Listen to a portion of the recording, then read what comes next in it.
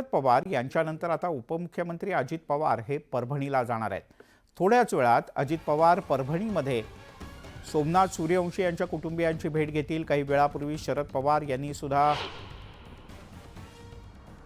सोमनाथ सूर्यवंशीच्या कुटुंबियांची भेट घेतली होती आणि आता अजित पवार इथे पोहोचत आहेत। विशाल माने आपले प्रतिनिधी आपल्यासोबत जोडले गेलेत। विशाल, अजित पवार येत आहेत, किती वेळात येत आहेत, कोण कोण असणार आहे त्यांच्याबरोबर मंत्रिमंडळातील? आज राष्ट्रवादी काँग्रेसचे नेते शरद पवार यांची परभणीला भेट होती। या भेटी दरम्यानच हा उपमुख्यमंत्री अजित पवार यांचा अधिकृत दौरा प्रशासनाकडून आपल्याकडे आलेला आहे। साधारणपणे प्रशासनाने जी माहिती दिलेली आहे त्यांच्या दौऱ्याच्या संदर्भामध्ये 5:15 अजित पवार हे परभणीमध्ये हेलिपॅडला उतरतील आणि त्यानंतर ते त्या ठिकाणाहून सोमनाथ सूर्यवंशी याच्या कुटुंबियांची भेट घेणार आहेत। त्यांच्या कुटुंबियांची घेतल्यानंतर शहरातील डॉक्टर बाबासाहेब आंबेडकर पुतळा परिसरामध्ये जाऊन बाबासाहेबांना ते अभिवादन करणार आहेत आणि त्या ठिकाणाहून ते नांदेडकडे मोटारीने रवाना होणार आहेत। परंतु त्यांच्यासोबत कोण येणार आहे किंवा अन्य कोणते नेते आहेत याविषयी प्रशासनाने आपल्याला कोणतीही माहिती दिलेली नाही। सध्या तरी अजित पवार हे 5:15 वाजता परभणीमध्ये लँड होतील अशी माहिती देण्यात आलेली आहे। परंतु मस्साजोगचा जो दौरा आहे तो दौरा आटोपल्यानंतर अजित पवार इकडे येणार आहेत आणि त्यामुळे थोडाफार टाइम पुढे मागे होऊ शकतो असं खासगीमध्ये अधिकाऱ्यांकडून सांगण्यात आलेलं आहे। मिलिंद, बर विशाल, तुर्तास धन्यवाद या माहितीबद्दल। तिकडे विधानसभा निवडणुकीत आंबेगाव विधानसभा मतदारसंघात बदल हवा असा प्रचार केला गेला, पण मी त्या सगळ्यांना विचारू इच्छितो की माझी काय चूक झाली की तुम्ही मतदारसंघात बदल करण्यासाठी पावलं टाकलीत, असं भावनिक विधान माजी मंत्री दिलीप वळसे पाटील यांनी मंचर इथे आयोजित एका आभार मेळाव्यात केलं। साहेब मंत्रीपद घ्या असं म्हणणाऱ्या कार्यकर्त्यांना वळसे पाटील यांनी सुनावलं। विधानसभेला 1500 मतांनी निवडून आलोय हे सांगून मंत्रीपद मागू का असा खोचक प्रश्न त्यांनी कार्यकर्त्यांनाच केला। मंत्रीपद पाहिजे काय सांगू, 1500 मतांनी निवडून आलो, मला मंत्री करा। आणखीन एक प्रचार केला गेला की बदल हवा, पण का बदल हवा? मी तुम्हाला विचारतो, तर काय माझी चूक झाली की ज्याच्यामध्ये हा बदल करण्याच्या दृष्टिकोनातून काही लोकांनी पावलं टाकली? तिकडे परभणीमध्ये सोमनाथ सूर्यवंशी यांच्या कुटुंबियांची शरद पवार यांनी भेट घेतली। यावेळी त्यांनी कुटुंबियांचं सांत्वन केलं। माझ्या मुलाची हत्या करण्यात आली असून दोषींना फाशीची शिक्षा द्यावी अशी आग्रही मागणी सोमनाथच्या आईनं केली आहे। त्याचसोबत सोमनाथला कुठलाही आजार नव्हता, मृतदेह घेऊन जाताना पोलिसांनी त्रास दिल्याचा आरोप सुद्धा सोमनाथच्या कुटुंबियांनी केला आहे।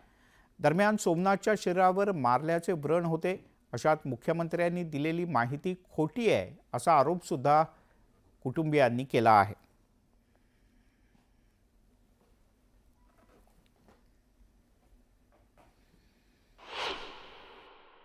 माझ्या मुलाचा खून केला, माझ्या मुलाला खून केला आणि त्या टायमाला त्याने मला फोन केले। 4 दिवसाच्या नंतर मला फोन केला, तुमच्या मुलाला अटॅक आलाय, तुम्ही या। कुठे याय म्हणलं तर मुंडा पोलीस स्टेशन मध्ये या म्हणले साहेब। मग निघालो साहेब आम्ही तिथून आल्यानंतर आता हे साहेबांनी जे निर्णय घेतले मुख्यमंत्री साहेबांनी मला मान्य नाही सर। ज्या लोकांनी माझ्या पोराला 10 तारखेपासून 15 तारखेपर्यंत ज्या माणसाने मारल्यात, मर्डर केल्यात, खून केल्यात, त्यांना फाशीची सजा द्यावे आणि माझं ही मागणी सरकारकडून आहे।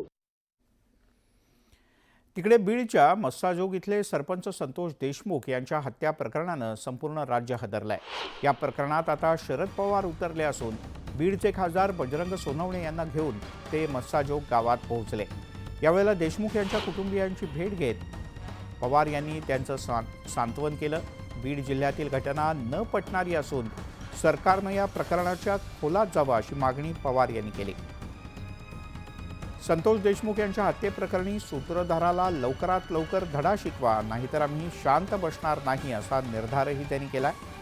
सरपंच संतोष देशमुख यांच्या मुलीच्या शिक्षणाची संपूर्ण जबाबदारी घेत असल्याचंही पवार यांनी जाहीर केलं. या मुलीला बारामतीच्या वसतिगृहात पाठवा, मी कॉलेजपर्यंतचं शिक्षण करतो असं पवार यांनी नमूद केलं.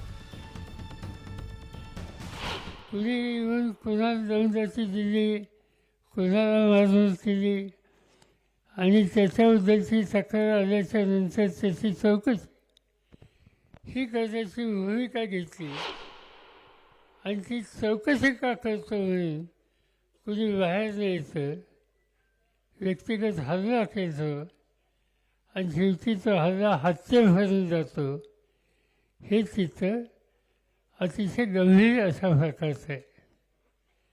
याची नोंद ही राज्य आणि केंद्र सरकारला घ्यावीच लागेल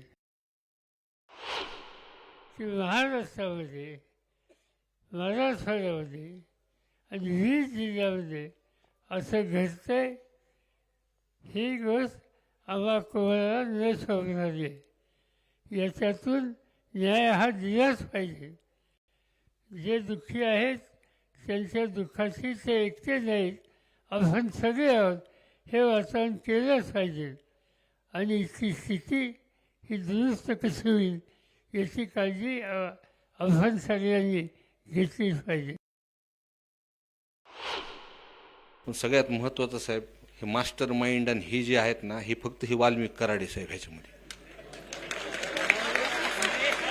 नाही हे जो हे आपलं जिल्हा एकदम पुरोगामी तुम्हाला विचारा मारणार जिल्हा आहे साहेब. ह्या माणसांनी सगळी ही काशी करून टाकली. या दोन समाजामध्ये सगळी तेढ निर्माण ह्या माणसांनी केली. तिथं आपल्याला रडून जमणार ना, तुम्हाला सांगतोय मी. रडून असं हे असलं रडलं तर मी तुम्हाला सांगतोय, आम्ही कधी बी त्या दिवशी बी गावात आलो होतो, मी सभागृहामध्ये ह्यांनी मांडलंय, मी सुद्धा मांडलंय. घाबरायची भ्यायची गरज नाही बरं का कुणाला, तुम्हाला सांगतो मी. जोपर्यंत ह्यांना न्याय देणार नाही, एक लोकप्रतिनिधी म्हणून आम्ही गप्प बसणार नाही. आता उद्या आम्ही सगळ्या सर्वच पक्षाची आम्ही बैठक साहेब आम्ही बोलवतोय बीडला. आणि जोपर्यंत दोन त्याच्यामध्ये मूळ आहेत, ते खंडणीच्या विषयामध्ये ते वाल्मिक कराडचं नाव टाकलंय साहेब, जेव्हा ते 6 तारखेला टाकलं पाहिजे होतं. आणि दुसरं ते त्याच्यात ते एक अटक झाली नाही. दुसरी गोष्ट 302 मध्ये त्यांच्या कुटुंबाचे तिथं घरी आत्ता बोलताना म्हणले सूत्रधार सगळे घाबरायला लागले बोलायला इथं सुद्धा गावात आल्यानंतर.